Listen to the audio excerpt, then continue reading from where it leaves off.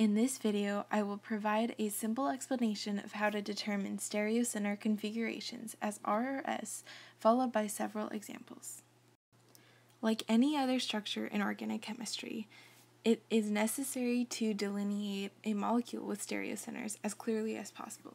As a reminder, a stereocenter is an atom bonded to 4 different types of groups that when you interchange 2 of the groups, you have a stereoisomer. As shown below are 2 such stereocenters. A stereocenter can exist in only 2 configurations, and it is important to have a way to specifically refer to which configuration the molecule is in. As such, a set of rules called the Kohn-Ingold pre-log rules were devised to determine the handedness, if you will, of the molecule. While there are 2 other ways of experimentally testing the configuration of a stereoisomer, such as using X-ray diffraction analysis, this set of rules that I'm about to elaborate on is the most useful for non-laboratory purposes. There are 5 basic steps that I've laid out here about the Kohn-Ingold pre-log method. Step 1 is finding all stereocenters, of course. Step 2 involves assigning priority based on atomic number. You can keep track of this priority by labeling from 1 to 4, with 1 being the highest priority and 4 being the lowest priority. If there are 2 substituents with equal rank, proceed along the substituent chain until there's a point of difference. This gets a bit trickier when there is branching involved, but remember that you are looking for the first point of difference and for the higher atomic number. Hopefully this will be more clear in the examples to follow.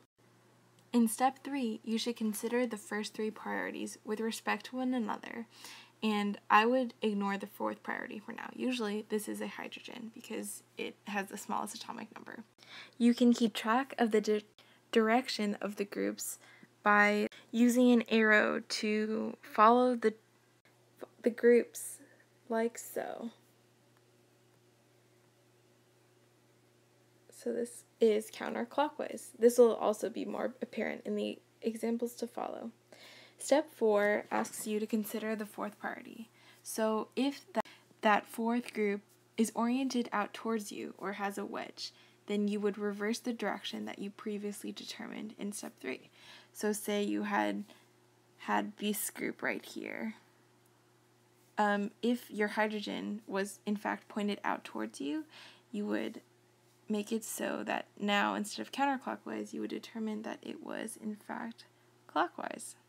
This will be important in the final step, which tells you that a clockwise directionality would indicate that you have an R configuration, meaning rectus, or to the right in Latin. And if it's counterclockwise, it means S, that it has a S configuration, or sinister, which means to the left in Latin.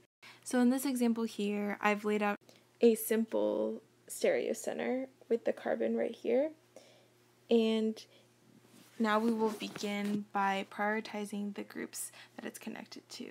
So obviously hydrogen has the lowest bond, so let's go ahead and name it 4 right here. Then looking on the atomic table, we can determine that iodine has the highest atomic number, so we'll put a 1 right here. Bromine is next largest, so we'll put a 2, and then that leaves fluorine, which is a 3.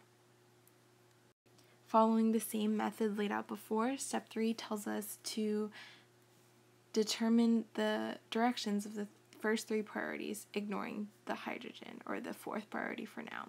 So as we can tell, I'm going to just draw a little direction. So it goes from 1, 2, 3 in clockwise fashion.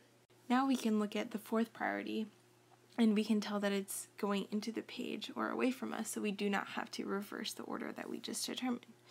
So because it is clockwise fashion, then we know that it is in R configuration. And remember that you would denote your R in parentheses in front of the chemical formula name. For this next example, I invite you to pause the video here and try out for yourself, and then come back to the video.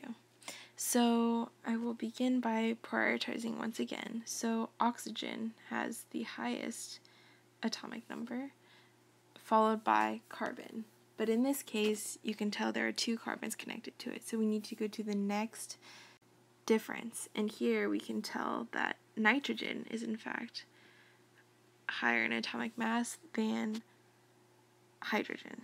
So here's 3, and then of course this is 4.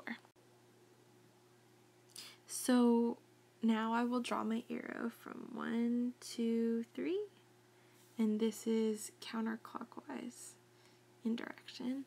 Now it's time to consider the 4th prioritized atom, which is hydrogen, but it is in fact pointing towards us, which means that we have to reverse our last directionality determination. So instead of counterclockwise, it will now be clockwise.